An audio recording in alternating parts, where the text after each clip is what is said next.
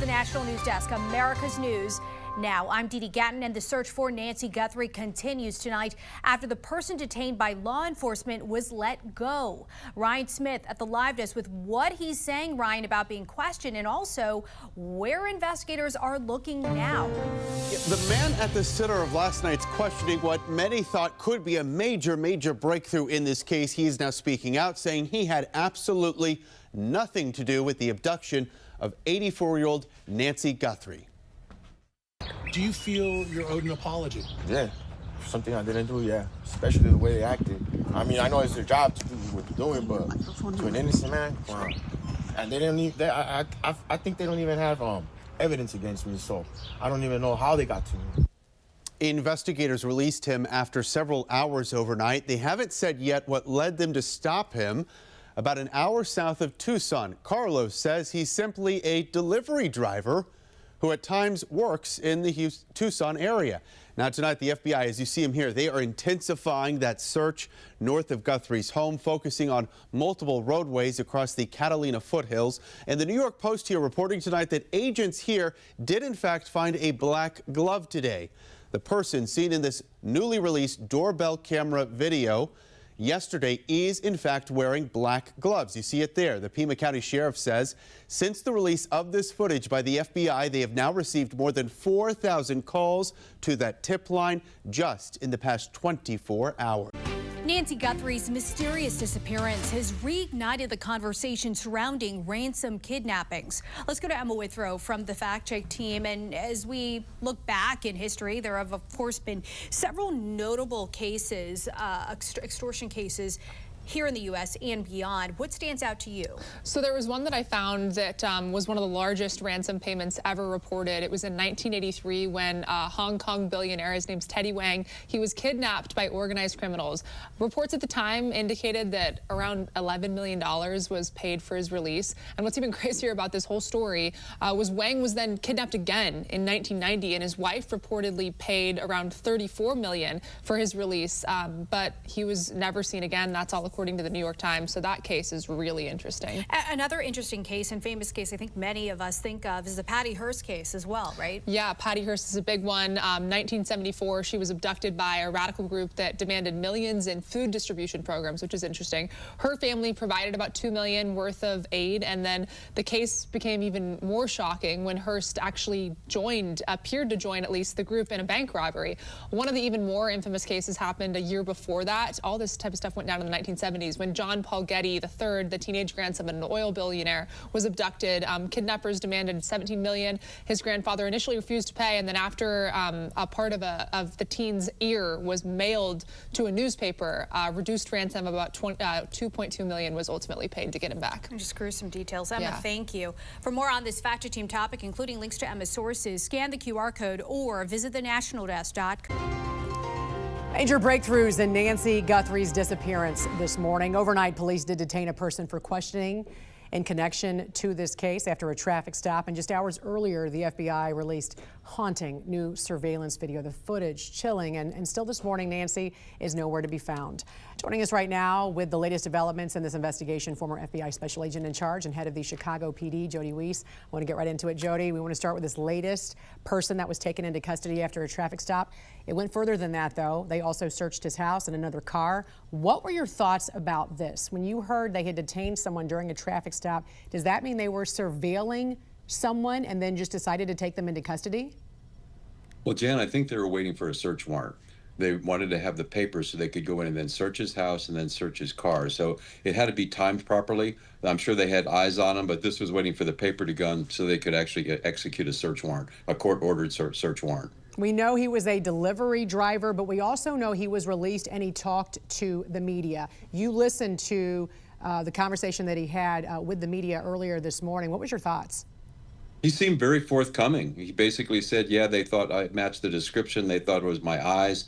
He goes, I gave the guys my phone. I think his mother was very cooperative. So he was very forthcoming, and hopefully we'll can wash him out right away when they verify the data on his phone. Yeah, and you say we're going to see a lot more of these kinds of arrests perhaps happening in the coming days, perhaps? Yeah, there's going to be a lot of leads coming in from that video, and people are going to respond to those, and they're going to go out and check them out. So we're going to have a lot of incidents go out like this. We check the individual. It turns out it's not the person, but let's hope that based upon this new video release, we get some leads that actually lead to the recovery and safe return of Nancy Guthrie. Yeah, and we also know they're doing a little bit more than just, oh, you kind of look like this person that was on this video. Because you just mentioned that's what he told, you know, the media, that he looked like the person that might have been on camera there. Speaking of which, the Guthrie family says they do not recognize who this individual is. Someone does, though, but you said what stood out to you was that this person acted alone. Why did that stand out to you, and what else about this video can give investigators clues? You know, the reason it stood out to me, Jen, they were going after, or he was going after, an adult woman. 84 years old, frail physical condition. Still, that's not a 50-year-old child that you could go in, snatch, pick up, and get out. So I thought it was interesting going there by himself. But this video showed us so much. First off, this guy was a bumbler. He was not a sophisticated operator. He had no plan for the camera, none whatsoever. He's wearing a pistol in a manner I have never seen, after 30 years of being around firearms, anybody wear a firearm like that. So I don't know what was going on.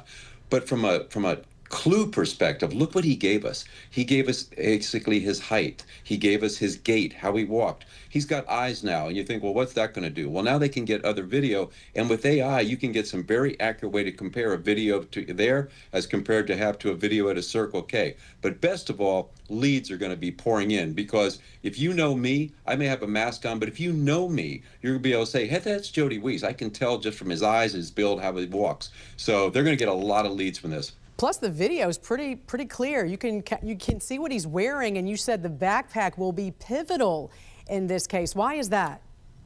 Well, I say that only because it's a known. Now they have something to compare with other systems. The FBI is very good about having massive databases of everything. So they can start looking and find out, okay, it's this type of backpack. Where was it purchased? Is it sold locally at a particular store in Tucson? With AI, they can go through massive amounts of video now and compare and see if somebody matches that may have bought that backpack. So again, it's another clue. It's kind of like the shoes with O.J. Simpson case. They were able to be compared based upon a massive database maintained by authorities. Jody, this footage was only recovered after a deep dive into back-end systems because there was no cloud storage. How unusual was it to recover this video?